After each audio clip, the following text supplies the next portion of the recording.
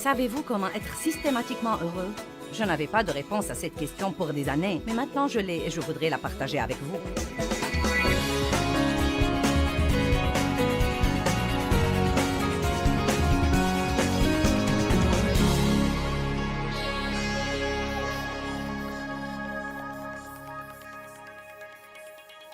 Ce matin, je veux vous parler encore une fois de vivre sans frustration.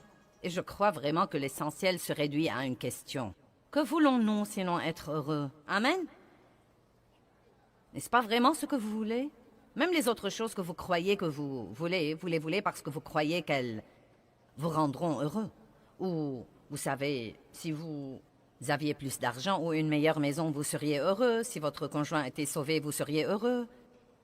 Si vous étiez marié ou si vous n'étiez pas marié, vous seriez heureux. Et donc, toutes les choses que nous croyons que nous voulons, l'essentiel de ce que nous voulons tous est que nous voulons nous lever et être vraiment heureux. Et jouir du jour et ne pas être malheureux et ne pas être frustré et déçu et découragé et tout ce genre de rebut. Et donc, il y a un moyen de vivre le genre de vie que nous voulons. Jésus est mort pour nous donner exactement ce genre de vie. Dans Jean chapitre 10, verset 10, il dit « Le voleur ne vient que pour voler, tuer et détruire, mais je suis venu afin que vous ayez la vie et que vous en jouissiez et que vous l'ayez abondamment, complètement, jusqu'au débordement. » Nous devons apprendre à abandonner et à jouir de la vie que nous avons. Maintenant, j'ai fini la session la nuit dernière en encourageant les gens à prendre la décision d'aimer leur vie, d'arrêter de vouloir la vie de quelqu'un d'autre et d'aimer leur vie. Et donc, comme je vous parle ce matin d'abandonner, de vous décharger de vos soucis, de ne pas essayer de diriger votre vie, d'entrer dans le repos de Dieu, quelle que soit la terminologie dont vous voulez l'appeler, d'abandonner et d'apprendre à jouir de la vie. Je veux que vous appreniez à jouir de votre vie. Tant que vous n'accepterez pas votre vie et que vous n'arrêterez de vouloir la vie de quelqu'un d'autre, vous ne pourrez jamais jouir de votre vie. Et croyez-moi, ce n'est pas mieux ailleurs. Quel que soit ce que vous regardez et que vous croyez que vous le voulez, il va y avoir des défis qui viennent avec lui aussi. Mais allons à Jean chapitre 15. Nous allons étudier ensemble les merveilleuses choses que Jésus dit sur la manière dont nous pourrons finalement jouir de la vie. Nous allons regarder d'abord Jean 15, verset 11. C'est en fait... Ensuite, nous allons revenir au verset 1, mais... Jésus nous dit « Je vous ai dit ces choses pour que ma joie soit en vous et pour que votre joie soit complète et parfaite et abondante et débordante. » Que tout le monde dise, Jésus veut que je sois vraiment heureux. Vous voyez, non pas un petit peu, mais vraiment heureux. Non, mais il dit, je suis venu afin que vous ayez la vie et que vous l'ayez abondamment. Cela veut dire le débordement. Plus que ce dont vous avez besoin pour vous débrouiller. Il dit, je vous ai dit ces choses. Et nous allons revenir dans une minute et découvrir quelles sont ces choses qu'il nous a dites. Pourquoi nous dit-il ce qu'il nous dit? Afin que ma joie soit en vous et que votre joie soit complète et parfaite et débordante. Je crois que si nous avons assez de joie, elle jaillira de nous et atteindra quelqu'un d'autre. Et ensuite, quelqu'un d'autre voudrait avoir ce que nous avons. Croyez-vous vraiment qu'un chrétien triste, un chrétien fâché, un chrétien déprimé, un chrétien découragé, un chrétien frustré ou un chrétien exaspéré sera un bon témoin pour inviter les gens à venir au royaume? Bien sûr que non. Nous devons incarner ce que veut le monde. Ils veulent être heureux. Ils veulent avoir la paix. Ils veulent se lever et ce n'est vraiment pas les choses qu'ils veulent. Ce qu'ils veulent vraiment, c'est d'être heureux. Et donc, si nous pouvons juste être heureux, nous serons un panneau d'affichage ambulant pour le christianisme, parce que si vous êtes stable et que vous vous y prenez dans la vie avec ce plaisir paisible, les gens vous demanderont ce que vous avez qui vous permet de vivre comme ça. Et la porte sera grande ouverte pour leur parler. Donc je crois que nous devons faire de la stabilité et de l'expression de joie, non pas un faux truc, mais une expression de vraie joie. Nous devons en faire une priorité dans nos vies. Il y a toujours quelque chose qui vous fera froncer les sourcils tous les jours, si c'est ce que vous voulez faire, mais ça ne va pas améliorer votre vie. Maintenant, quel que soit ce que vous croyez que vous voulez, ce que vous croyez qu'il vous rendra heureux, je ne veux pas vous décourager, mais ce n'est pas ce que vous voulez vraiment. C'est incroyable le temps que nous passons dans notre vie à poursuivre des mirages. Avez-vous jamais vu un film sur le désert? Vous savez, où un type est dans le désert et il meurt de faim et de soif et il croit qu'il voit une petite flaque d'eau au loin. Non, mais elle lui semble très réelle. Et il fonce vers cette flaque d'eau. Il saute au milieu d'elle et il découvre que c'est de la poussière. C'est juste un mirage. C'était quelque chose qui semblait être quelque chose qu'il n'était pas. Eh bien, je crois que beaucoup de choses que Satan nous fait miroiter ne sont que des mirages pour les personnes affamées et assoiffées. Et il nous amène à poursuivre tout le temps ces choses qui s'avèrent n'être rien, plutôt que de poursuivre la seule chose dont dit la Bible, qu'elle répond réellement à tous nos besoins. Donc, dans le verset 11, il nous dit « Je vous ai dit, versets 1 à 10, afin que vous ayez la joie. » Donc, nous devons revenir en arrière et voir ce qu'il a dit. Il commence « Je suis la vigne, mon père est le vigneron. Tout sarment en moi qui ne porte pas de fruits ou qui arrête de porter du fruit, il le coupe, le taille, l'enlève et il nettoie et émonde à plusieurs reprises tout sarment qui continue à porter du fruit, afin qu'il porte davantage de fruits plus riches et plus excellents. Il est donc évident que Dieu veut que nous soyons des gens qui portent du fruit. Il veut que nous portions non seulement un quelconque fruit, mais il veut que nous portions du fruit excellent. Et j'aime ce verset parce qu'il dit que vous serez émondés si vous ne portez pas de fruit. Et si vous portez du fruit, vous serez émondés pour porter un meilleur fruit. Donc j'ai compris que vous êtes émondés si vous portez ou si vous ne portez pas. Donc vous feriez aussi bien de laisser Dieu faire à son idée. Amen. Et l'émondage n'est pas une chose agréable. J'aurais dû avoir mes cisailles ici pour que vous compreniez, mais cela veut dire couper les parties mortes et inutiles. Et donc Dieu travaille toujours dans nos vies. Il coupe les trucs morts et inutiles qui nous vident complètement de la vraie vie. Si vous voulez un jour émonder un arbre, vous coupez les trucs qui sont morts, ou bien vous coupez les trucs qui sont fanés ou flétris, ou bien vous coupez les trucs inutiles, et parfois ces trucs inutiles sont des trucs mignons. Je me rappelle un arbre que nous avions dans notre jardin et qui était ravissant. Mais chaque année, nous avions au bas du tronc de cet arbre toutes ces petites choses qui poussaient et qui ressemblaient à de petits arbres. Et elles étaient très mignonnes.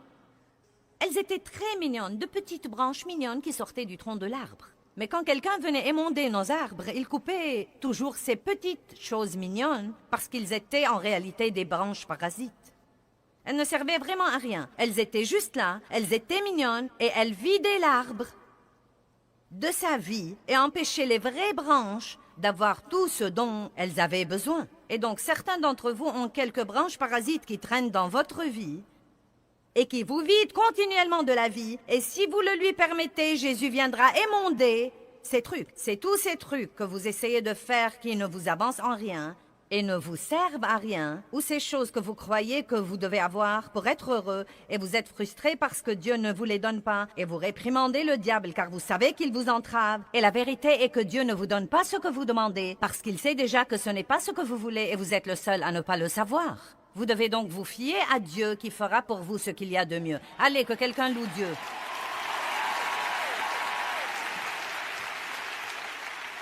Puis il continue et il dit le mot « demeurer ». Il dit « si vous demeurez en moi », ce qui veut dire vivre, habiter et rester. Maintenant, vous ne demeurez pas en Dieu si vous passez 45 minutes à l'église le dimanche matin et que vous ne pensez pas à lui le restant de la semaine. Maintenant, la plupart de vous ici aujourd'hui ne sont évidemment pas comme ça parce que c'est vendredi matin et vous avez pris un congé de travail pour venir ici. Mais nous avons vraiment des millions de gens qui nous regardent à la télé, qui se sont probablement mis à l'écoute par hasard. Et peut-être que quelque chose, ma voix, m'est très particulier, le fait que je sois une femme, la chemise rouge et le col blanc, je ne sais pas. Quelque chose vous a amené à vous arrêter et à regarder pour une minute. Et peut-être que vous n'allez pas à l'église, et peut-être que vous êtes chrétien, et peut-être pas. Et peut-être que si vous allez à l'église, vous y allez le dimanche et vous redoutez d'y aller et vous avez hâte que ça se termine. Eh bien, croyez-moi, ce n'est pas une relation de demeurer en Dieu. Jésus n'est pas mort pour que nous ayons une religion. Il est mort pour que nous ayons une relation profonde, intime, personnelle avec Dieu, par lui. Amen. Donc, vous devez soit vous mettre à cette relation à 100% sans réserve et vivre la vie que Dieu veut que vous viviez, soit vous privez de toutes sortes de victoires, car la tiédeur ne glorifie pas Dieu. Amen. Et donc demeurez, Jésus dit, si vous demeurez en moi et que mes paroles demeurent en vous, demandez ce que vous voudrez et cela vous sera accordé. Quelle belle promesse! Si vous demeurez en moi et que mes paroles demeurent en vous, demandez ce que vous voudrez et cela vous sera accordé. Mais demeurer, ce n'est pas aller à Dieu quand vous êtes désespéré. Ce n'est pas aller de temps en temps à l'église pour passer vos 45 minutes et vous réjouir quand ça se termine. Ce n'est même pas regarder Joyce Meyer à la télé de temps en temps ou un autre pasteur que vous croyez que vous aimez. C'est vivre, habiter, rester avec lui à tout moment. Maintenant, la Bible dit que si nous demeurons dans la vigne, nous porterons beaucoup de fruits. Beaucoup de fruits. Maintenant, voilà une illustration que Dieu m'avait donnée il y a longtemps. Et vous savez, nous l'avons un peu embellie pour vous, mais à l'époque où je l'ai d'abord faite, je suis allée chercher quelques branches. Et si vous allez couper la branche d'un arbre quelconque, la vie pour les branches qui est nous vient de la vigne ou du tronc. Et tout ce que la branche doit vraiment faire, c'est de s'accrocher là. Et la vigne lui fournit tout le reste. Elle s'accroche là et reçoit. Merci Jésus. Alléluia. Dieu aide-moi. Fortifie-moi Seigneur. Rends-moi gentil. Maintenant vous savez que ce soit un pommier ou un oranger, par exemple. Vous voyez, les chrétiens essayent toujours d'être gentils. Nous sommes... Oh, je faisais de gros efforts pour être gentil. J'essayais de laisser ma bouche fermée. J'essayais d'être gentil. Eh bien, avez-vous jamais vu un pommier ou un oranger dire « Je suis un oranger !» Non. Comment saurez-vous que c'est un oranger en voyant les oranges? Comment saurons-nous que nous sommes chrétiens en voyant le fruit? Et comment allons-nous porter du fruit en demeurant dans la vigne? Vous n'allez pas porter du fruit en luttant et en étant frustré et en essayant de faire que ça se produise. Vous avez besoin de plus de temps dans la parole, plus de temps dans la communion, plus de temps dans l'adoration, plus de temps de s'accrocher à la vigne, d'aimer Dieu, d'adorer Dieu. Vous devez venir comme un petit enfant tous les jours et dire « Tu sais quoi, Seigneur? Je ne peux rien faire sans toi. Et si je veux aller dans le monde aujourd'hui et être gentil, j'ai besoin d'un téléchargement de toi. » Eh bien, que faisons-nous? Nous avons 3 bons jours et ensuite nous croyons que nous n'avons plus besoin de Dieu. Donc, tout est cool, c'est du gâteau. J'ai mis le doigt dessus, je l'ai fait souligner dans ma Bible, coloré en 3 couleurs, des étoiles et des rayures tout autour. Très bien, je connais ce verset. Vous ne croyez donc pas que vous devez passer du temps avec Dieu? Eh bien, chaque jour où la branche est loin de la vigne, vous savez, le premier jour, ça va, pas de problème. Vous avez bonne mine. Ouh! Le 2e jour, personne ne peut dire vous avez toujours bonne mine. Le 3e jour, vous êtes un peu fané ici, mais... Vous savez, ce n'est toujours pas trop mauvais. Ensuite, nous devenons un peu croquants sur les bords. Vous voyez? Vous savez, un peu croquant. Mince alors. Le 5e jour, il n'y a qu'un petit truc vert là. Tout le reste s'est dégradé et il n'y a plus qu'une petite chose que nous pouvons faire. Et le 6e jour, vous êtes un vrai gâchis. Eh bien, vous savez quoi? C'est comme ça que j'ai vécu pendant des années et des années et des années, jusqu'à ce que j'ai finalement compris que si je veux rester comme ça et porter du fruit avec facilité, je dois rester dans la vigne. Je dois passer un temps avec Dieu, avoir la force dont j'ai besoin pour être ce qu'il veut que je sois, pour faire ce qu'il veut que je fasse, et ensuite je vais être une petite heureuse campeuse. Vous pouvez venir prendre ceci. Merci beaucoup. Êtes-vous venu ce matin avec quelqu'un qui est croquant sur les bords?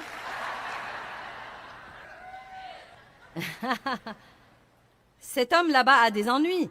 Il a dit oui et il a montré sa femme du doigt. Oh, c'est lui. Elle est venue avec lui. Eh bien, Dieu merci pour votre franchise. Mais si vous demeurez en lui, vous porterez beaucoup de fruits. Si vous demeurez en lui, vous pourrez avoir la joie. Tout commence par lui. Maintenant, Romains 11, 17. Allons là. Peut-être que vous devez abandonner certaines de ces petites branches parasites dans votre vie qui vous volent votre temps, qui vous empêchent d'avoir le temps que vous devez passer avec Dieu. Amen. Qui peut penser à quelque chose en ce moment dont vous pouvez dire « Oui, c'est une branche parasite dans ma vie ». Romains 11, 17 nous dit quelque chose sur un petit processus qui s'appelle la greffe. Et je veux vous expliquer ce que c'est parce que je crois que c'est un beau principe. Mais si quelques-unes des branches ont été coupées, tandis que toi, olivier sauvage, tu as été greffé parmi les branches restantes pour partager la richesse de la racine et de la sève de l'olivier. Et ensuite, il dit quelques autres choses, mais ce qu'il dit, c'est que les Juifs étaient comme les branches naturelles, mais à cause de l'incroyance, certains ont été coupés. Et ensuite, Dieu a pris les païens et il les a greffés pour qu'ils puissent partager la richesse et la sève de l'olivier. Il y a en fait un processus qui s'appelle la greffe.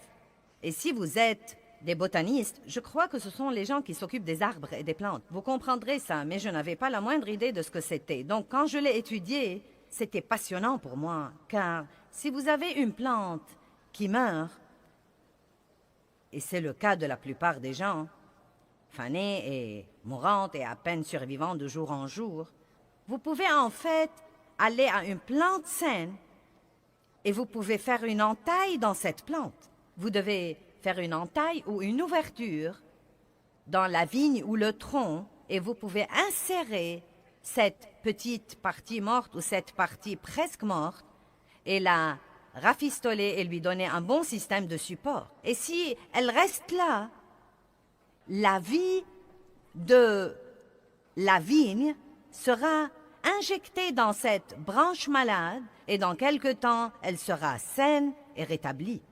Maintenant, la raison pour laquelle j'étais excitée est que la Bible dit dans Ésaïe 53 que Jésus a été blessé pour nos péchés. Quand Jésus est mort sur cette croix et qu'il était blessé et qu'il saignait, cela a ouvert un endroit dans sa vie pour que nous soyons greffés. Et ce que nous devons faire ensuite, c'est de demeurer là et de recevoir la vie qu'il a à nous donner et qui nous ramènera à la guérison. N'est-ce pas merveilleux? Allez, louez Dieu.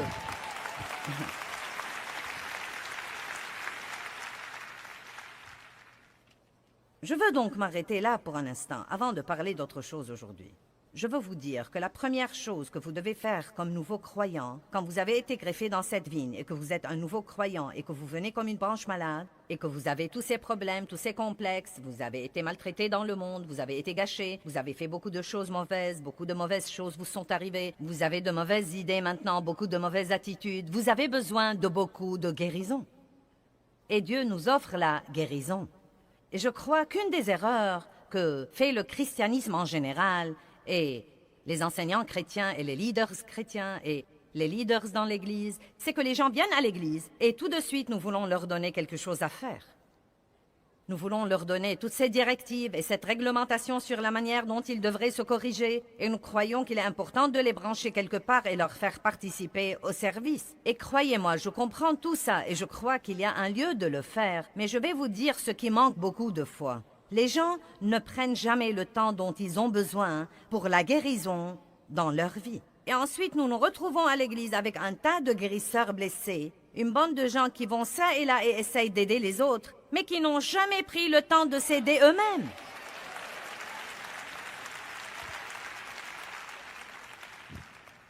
Vous voyez, je me lasse tellement d'essayer de m'occuper, par exemple, de chrétiens qui manquent d'assurance.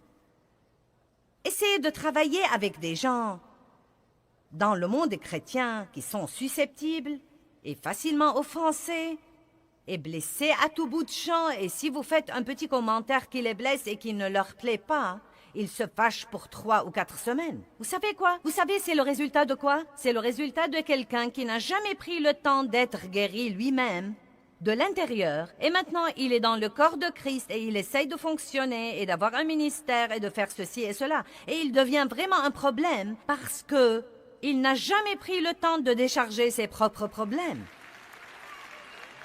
Et je vais juste vous dire que si vous luttez, ce que vous devez peut-être faire, c'est de prendre une année de congé de tout ce que vous croyez que vous devez faire, et vous devez juste vous accrocher à la vigne. Vous devez juste dire, je vais prendre une année pour m'accrocher. Et les gens n'aiment pas que vous leur dites ça, parce que ça leur fait croire que vous ne faites rien. Mais dites juste, tout ce que je fais fait empirer ma situation de toute façon, et donc excusez-moi, je vais prendre une année pour m'accrocher à la vigne, parce que je n'ai rien à donner avant de me guérir et de me rétablir de l'intérieur. Amen. Le tout premier public, et je veux dire par public que j'ai donné des études de Bible à la maison pour quelques années, mais le tout premier message public dans ma vie que j'ai donné en chair, j'étais toute excitée. J'avais commencé un ministère de femmes dans une église à laquelle j'avais commencé à aller dans ma ville. Et j'ai senti que ça allait être le commencement de quelque chose que Dieu pourrait vraiment utiliser et de quelque chose de grand. Et j'ai prié pour savoir ce que je devais prêcher dans ce premier enseignement ce jour-là. Et Dieu m'a dit, je veux que tu dises à mon peuple que je les aime. Et le premier livre que j'avais écrit était un livre intitulé « Dites-leur que je les aime ». Quand Dieu m'a dit qu'il voulait que j'aille là pour mon premier grand début public comme étant la femme de l'heure, cela m'a plutôt exaspéré que Dieu veuille que j'aille dire aux gens qu'il les aimait. Je me disais, eh bien, tu sais, c'est une leçon d'école du dimanche. Je ne veux pas juste aller leur dire que tu les aimes. Donne-moi quelque chose de substantiel. Donne-moi quelque chose de riche. Je veux quelque chose de substantiel et riche, une révélation à télécharger aux gens. Et il m'a dit simplement dans mon cœur, non, les gens ne savent pas que je les aime. S'ils le savaient, ils auraient agi différemment. Pourquoi est-ce que nous manquons d'assurance? Parce que nous n'avons pas de révélation sur l'amour de Dieu pour nous. Nous ne comprenons pas la justice, nous ne comprenons pas qui nous sommes en Christ. Donc nous laissons ce que nous disent les autres nous dicter notre valeur, et c'est parce que nous n'avons jamais pris le temps de nous immerger dans la parole de Dieu assez longtemps pour laisser ce que nous lisons passer de notre tête à notre cœur et devenir pour nous une révélation qui changera nos vies. Je suis là pour vous dire aujourd'hui que vous ne devez pas mener une vie pleine de crainte. Vous ne devez pas mener votre vie en vous souciant excessivement de ce que pensent les autres. Vous ne devez pas passer une mauvaise semaine parce que quelqu'un n'a pas aimé votre coiffure. Vous ne devez pas déprimer parce que quelqu'un ne vous a pas apprécié ou ne vous a pas remercié.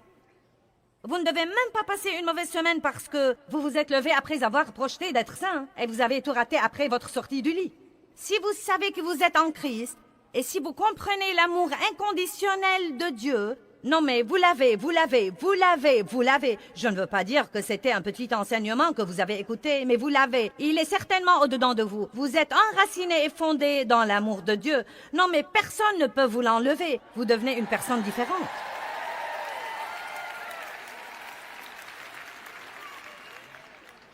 Je croyais que je savais ce qu'était l'amour de Dieu, mais je ne le savais pas.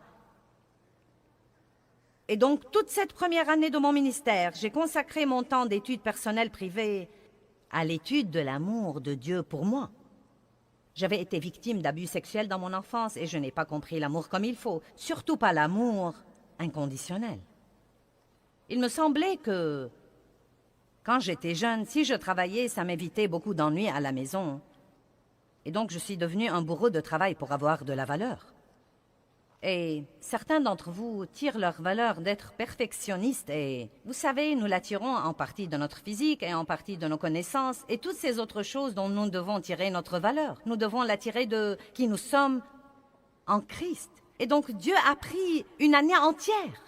Non mais j'ai lu tous les versets sur l'amour de Dieu. J'ai acheté des livres sur l'amour de Dieu. J'ai écrit des notes sur l'amour de Dieu. Et une des choses que je faisais et qui était précieuse pour moi était que je me regardais dans le miroir et je disais « Joyce, Dieu t'aime. Toi qui es là, Dieu t'aime à toi. Il t'a créé. Il a son œil sur toi tout le temps. Il a un bon plan pour toi. Dieu t'aime personnellement. Quel que soit ce que disent tous les autres, Dieu dit que tu es précieuse à ses yeux, tu as de la valeur, Dieu t'aime. Et je conduisais la voiture et je faisais un tour et je disais, Dieu m'aime beaucoup. Dieu m'aime à moi. Et vous savez, pour longtemps, c'était uniquement Dieu m'aime, Dieu m'aime, Dieu m'aime. Mais croyez-moi, un jour, ceci est passé de ma tête à mon cœur et j'ai dit, Dieu m'aime beaucoup, Dieu m'aime à moi, à moi.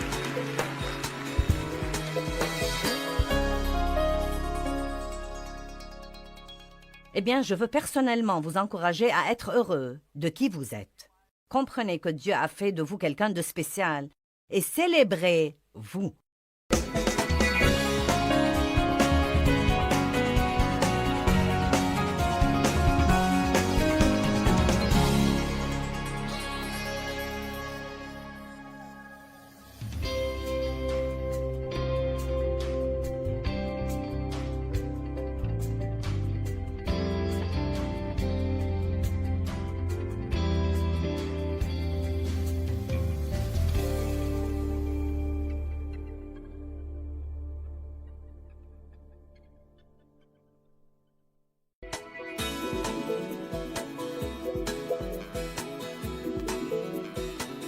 Est-ce que vous voulez vous réjouir de vous-même? Arrêtez de comparer et de rivaliser et restez avec moi aujourd'hui et apprenez comment faire ça.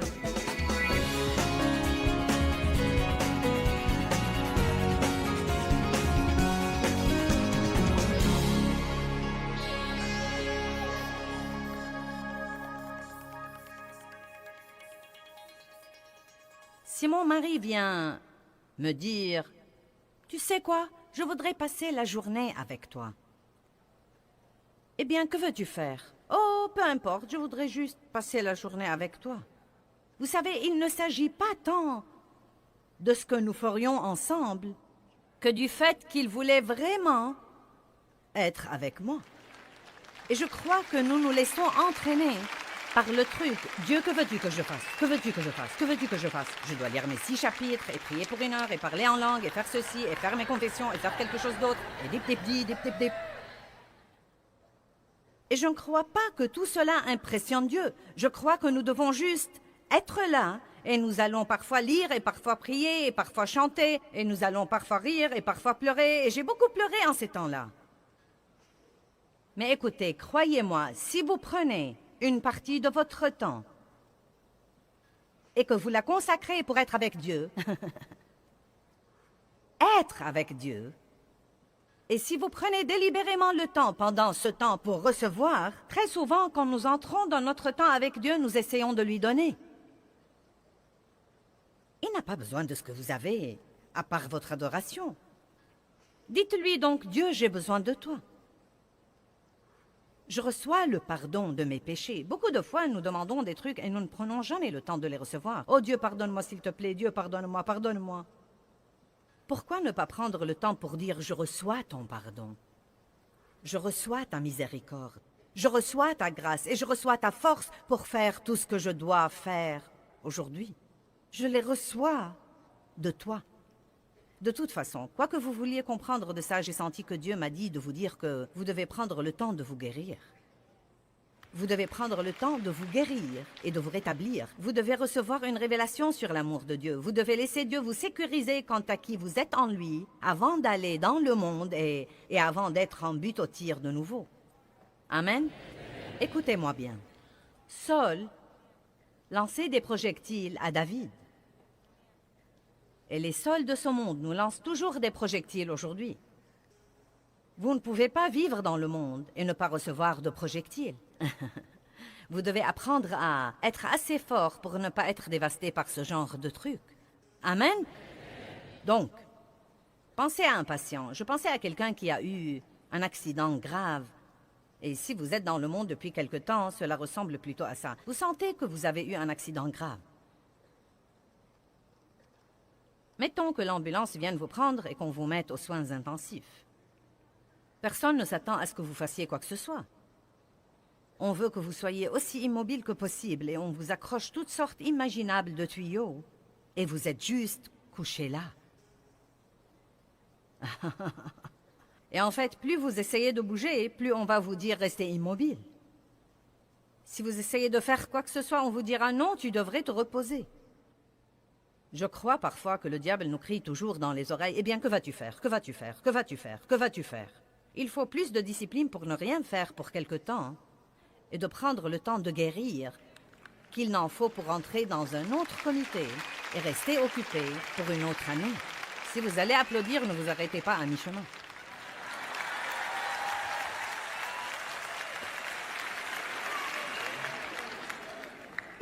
J'ai pris plus de temps que je ne le voulais pour dire tout ça. Cela veut-il dire quelque chose à quelqu'un comme quoi vous devez prendre quelque temps pour... Et vous savez, je crois même parfois, et j'ai même trouvé que pour moi parfois, je crois parfois que quelque chose nous blesse vraiment. Et parce que nous sommes des gens de foi, vous savez, nous n'aimons même pas admettre que ça nous a blessés. Oh, je suis très bien, le Seigneur soit loué. Et vous essayez de feindre et vous vous y habituez vraiment. Et vous savez, nous recevons ces coups différents des médias et c'est toujours intéressant quand les gens essayent de dire des choses sur votre compte alors qu'ils ne savent rien du tout. Et ce n'est pas facile, ça fait mal. Mais quand ça vous arrive plusieurs fois, cela devient un peu plus facile. Mais écoutez-moi, la dernière fois que ceci m'est arrivé, j'ai pensé « Oh, je suis très bien, je suis très bien ». Et vous savez quoi? 3 mois plus tard, j'ai compris que je n'étais pas très bien. Ça m'avait blessée et j'avais besoin de prendre du temps pour laisser Dieu lui-même et peut-être même l'amour d'autres personnes de me ramener à une attitude où je me sentirais vraiment forte de nouveau. Donc vous devez parfois prendre ce temps-là. Si quelque chose vous a blessé, même si c'est quelque chose qui ne se reproduira pas, vous savez, vous devez l'avouer à Dieu et prendre le temps d'avoir la guérison et le rétablissement dont vous avez besoin. Sinon, vous passerez votre vie blessé et saignant. Et si vous êtes comme ça, vous finirez par blesser les autres. Car les gens qui souffrent font souffrir les gens. Prenez donc le temps dont vous avez besoin pour vous guérir. Maintenant, nous croyons que la joie vient d'avoir ce que nous voulons quand nous le voulons. Si seulement je pouvais avoir ce que je veux, tout de suite, parce que nous le voulons toujours maintenant. Y a-t-il quelqu'un ici qui espère que son exaucement viendra maintenant? Maintenant. Maintenant. Je le veux. Si je pouvais l'avoir maintenant, je serais heureuse. Ce qui gêne dans cette théorie est que l'exaucement ne viendra pas maintenant et ne sera même pas exactement ce que nous avons espéré qu'il sera. Et nous devons croire que Dieu a un meilleur plan et une meilleure idée que nous. Si avoir ce que vous voulez chaque fois que vous le voulez et quand vous le voulez rend les gens heureux, pourquoi donc les gens les plus riches et les gens les plus célèbres au monde ont-ils tellement de problèmes? Pas tous, bien sûr, mais beaucoup de gens dont vous pensez. Non, mais ils ont tout. Le taux de suicide le plus élevé est parmi cette catégorie de gens. Donc cela en soi prouve que ce n'est pas ce que vous avez autour de vous qui vous rend heureux, mais c'est ce qui se passe au-dedans de vous qui vous rend heureux. Voilà la différence.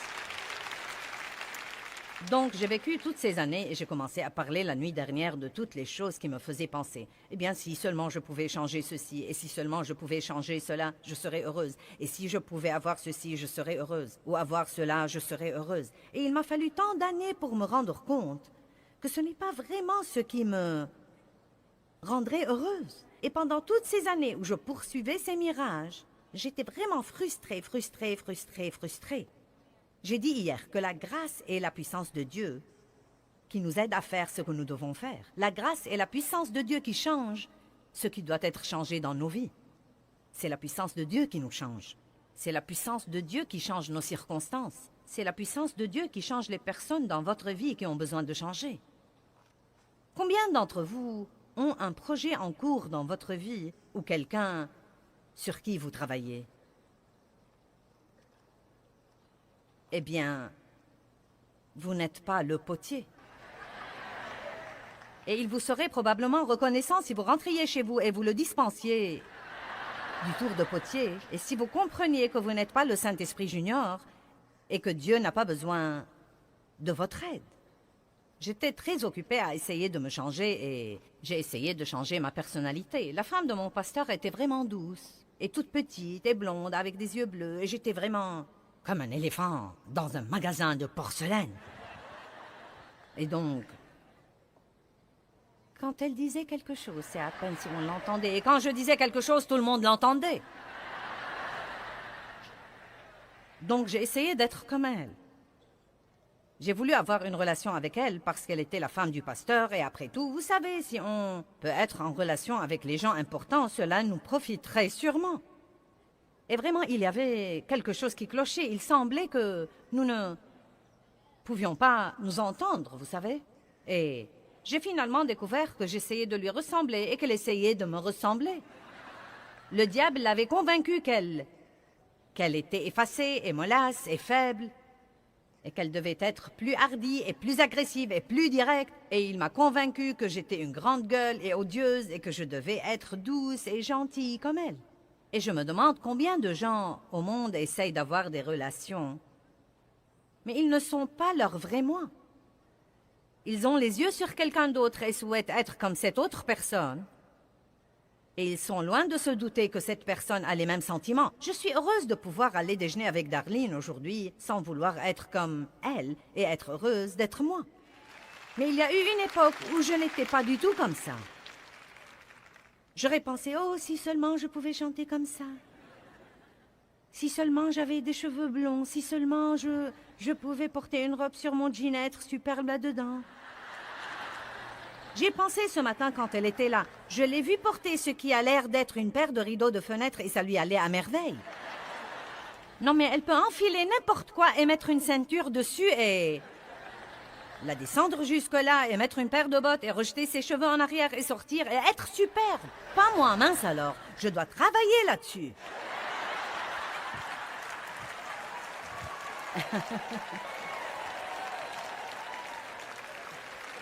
Non, mais il y a vraiment des personnes comme ça. Elles peuvent enfiler de vieux trucs et être superbes, vous savez? Non, mais je dois travailler là-dessus. La liberté, c'est quand vous n'êtes plus obligé de vous comparer à quelqu'un d'autre désormais. Savez-vous que la liberté est quand vous pouvez juste être vous-même et savoir que Dieu vous aime pour vous et qu'il vous aime inconditionnellement et qu'il ne vous aidera jamais à être quelqu'un d'autre. Il ne veut pas que vous soyez quelqu'un d'autre. Il veut que vous soyez le précieux vous qu'il vous a créé pour être. Vous ne devez pas comparer. Vous ne devez pas rivaliser. En fait, plus vous faites ça, plus vous serez frustré. Parce que Dieu s'opposera à vous. Il vous résistera. Et Dieu lui-même vous frustrera. Car je crois que c'est insultant pour Dieu qui s'est ingénié avec amour à nous former, selon le psaume 139, dans le ventre de nos mères, de sa propre main, soigneusement, dit la Bible, et merveilleusement, comme s'il brodait une belle œuvre d'art. Et ensuite, il a regardé tout ce qu'il a créé, dit la Genèse, et il a dit que c'était bon. C'est bon, tout ce qu'il crée est vraiment bon. Puisqu'il vous a créé, vous êtes bon. Et vous êtes unique.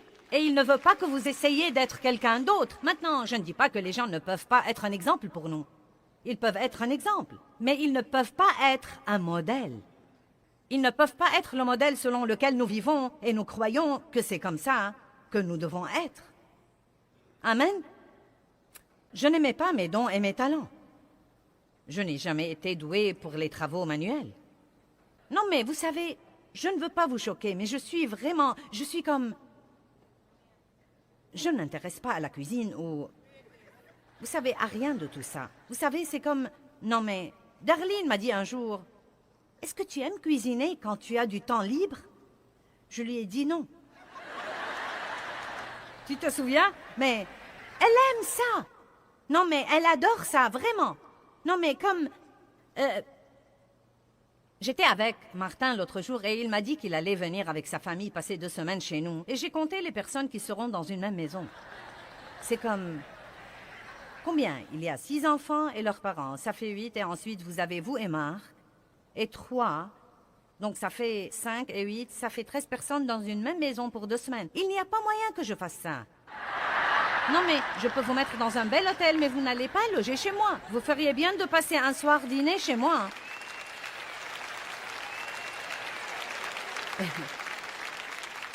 Et puis je ferai commander le repas du restaurant, je ne le cuisinerai pas. Eh bien, elle aime tout ça. Donc la voilà, cette femme dans le ministère, qui a un grand ministère mondial, et qui rentre chez elle pour être une femme d'intérieur. Et elle aime cuisiner, et elle invite les gens, et elle cuisine, et elle est accueillante. Mais je ne veux pas me mêler de tout ça.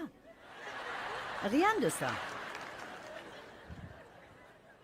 J'avais une voisine qui était comme ça. Elle était Miss Femme d'intérieur à l'époque où je manquais d'assurance et où je ne savais pas qui j'étais. Quand j'avais besoin d'une année pour m'accrocher à la vigne. Allez, je dois m'adresser à quelqu'un aujourd'hui.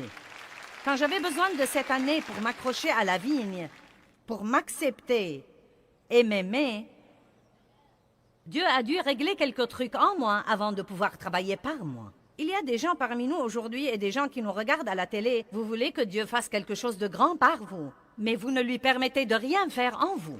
Vous devez tout d'abord régler quelques problèmes dans votre propre vie et arrêter de dire « je suis comme ça et je n'y peux rien, je suis comme ça ». Vous savez, si vous êtes susceptible et si vous êtes blessé et si vous en voulez aux autres pour leur bénédiction et si chaque fois que quelqu'un essaye de vous dire une parole de correction, vous vous mettez sur la défensive, il y a quelque chose qui ne va pas.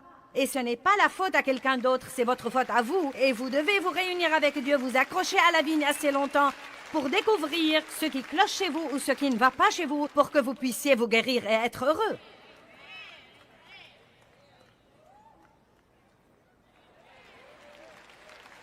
Alléluia. Vous connaissez l'histoire de la culture des tomates et je ne vais pas vous raconter à nouveau tout ça aujourd'hui, mais ma voisine savait tout faire. Elle cuisinait, et cousait, et chantait, et jouait de la guitare. Et tondait le gazon. Je ne savais même pas mettre la tondeuse en marche. Et donc, elle m'a persuadée de jardiner et de prendre des leçons de couture pour coudre les vêtements de ma famille parce qu'elle cousait les vêtements de la sienne. Et je détestais cette fichue machine à coudre. Je détestais ce jardin. Je me suis acheté l'équipement de mise en conserve et je le détestais. Nous avons jardiné et cultivé des tomates, j'avais mon équipement de mise en conserve et les tomates mûrissaient. C'était le jour de la cueillette des tomates et j'ai regardé par la fenêtre ce matin-là où nous allons cueillir les tomates et les mettre en conserve et être dans la cuisine, essuyer toute la journée et être malheureuse. Mais nous aurions au moins nos tomates à regarder. Je me suis dirigée vers le jardin et un essaim d'insectes était passé par là et avait creusé de grands trous dans toutes mes tomates.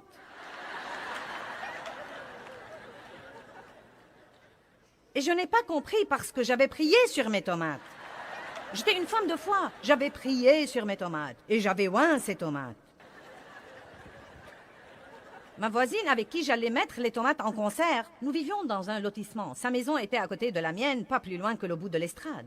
Elle avait son jardin dans son arrière-cour. Je l'ai appelée et je lui ai dit « Oh, ça alors! Tu ne me croiras pas.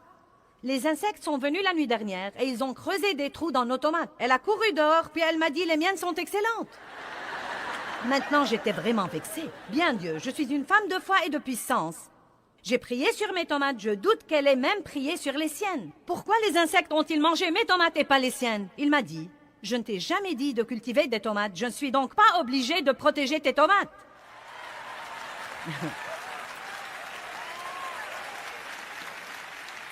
Certains d'entre vous sont vexés car le diable a mangé vos tomates et Dieu ne les a pas protégées parce qu'il ne vous a jamais dit de cultiver des tomates pour commencer. Et si vous êtes intelligent, vous ne devez pas rester dans le royaume des tomates. Allez, quelqu'un comprend quelque chose, je peux voir ça. Eh bien, je ne comprends pas pourquoi ça ne marche pas. Je ne comprends vraiment pas. Je fais de gros efforts, j'essaye vraiment, j'essaye. Et rien de ce que je fais ne marche. Oh, allez vous accrocher à la vigne pour un an. Et arrêtez d'essayer de faire ce que font tous les autres. Quelqu'un passe par l'église et dit qu'on est censé lire toute la Bible tous les ans. Donc maintenant, vous êtes en sueur tous les matins pour lire 8 chapitres de la Bible et pouvoir les cocher sur votre calendrier. Et Dieu ne vous a même pas oint pour ça. Écoutez-moi, parfois je dois toujours regarder la première page de la Bible et la table des matières pour trouver un chapitre particulier. Et je suis une enseignante de Bible internationale. Je suis désolée de vous faire redescendre sur Terre. Je sais que je devrais pouvoir les mémoriser et les citer et faire tous ces trucs-là, mais... Oh, eh bien, Me voilà. Mais il paraît que ça marche d'une façon ou d'une autre. Dieu fait quelque chose. Amen. Dave peut toujours se les rappeler parce qu'il les a appris à l'école primaire. Je n'ai rien appris à l'école primaire sinon à détester les gens.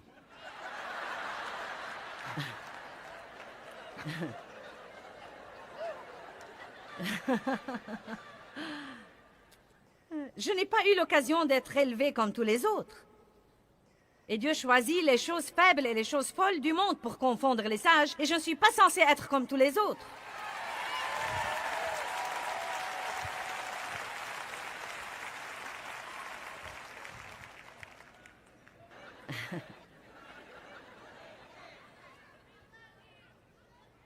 Recevez la grâce d'être vraiment qui vous êtes. Abandonnez tous ces trucs.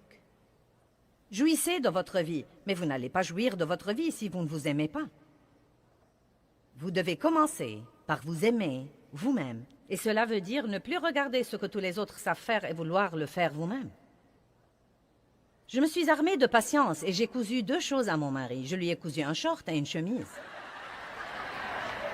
Vous vous rappelez de l'époque où le stretch était à la mode et savez-vous ce qu'était étendre et coudre? Cela trahit notre âge, mais c'était ce tissu extensible et on prenait des leçons d'étendre et de coudre. Et les vêtements avaient des passepoils, vous savez, et donc c'est devenu comme une mode. Et alors, j'ai cousu à Deb un short noir avec un passepoil gris. Et quand j'ai fini, je vous dis la vérité, la poche était plus longue que la jambe.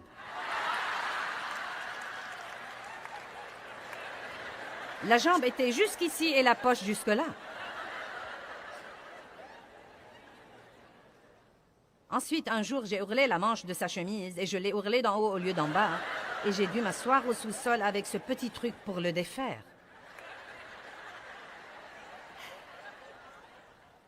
Et ce que je voulais faire était chasser les démons.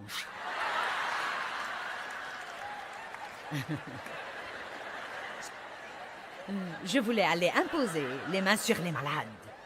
Prêcher l'Évangile. Et me voilà essayant de cultiver des tomates et de coudre des vêtements à Dave, juste afin de prouver que j'étais une femme ordinaire.